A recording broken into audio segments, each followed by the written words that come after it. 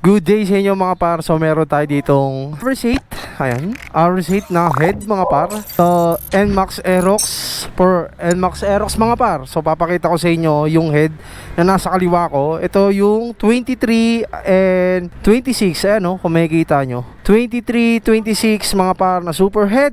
So yan ang mga kasama dito sa head mga par. Syempre hindi mawawala ang rocker arm mga par. Tapos syempre may kasama na rin siyang valve spring, valve lock, valve seal. Tapos meron din siyang kasama, ayan, manifold.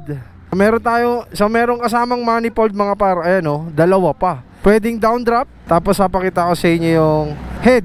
Syempre may kasama na rin siyang cam.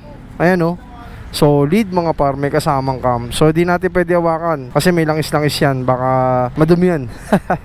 Ayan, so papakita ko sa inyo yung super head. Wow, ayan o, ang ganda. 23-26 mga par. So pwede to sa 232. Ayan, sniper head. Ano po sikreto ng RS8?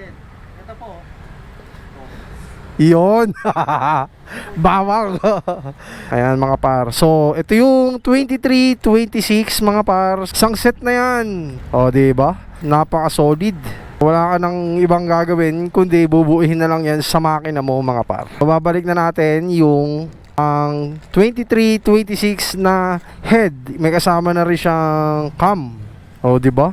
All in na siya mga par. So syempre sa mga gustong mag-avail ng super head 23-26, ayan, meron tayo ditong 10 pieces. So, dito naman tayo sa 21-24, ayan mga par. So pakita ko sa inyo.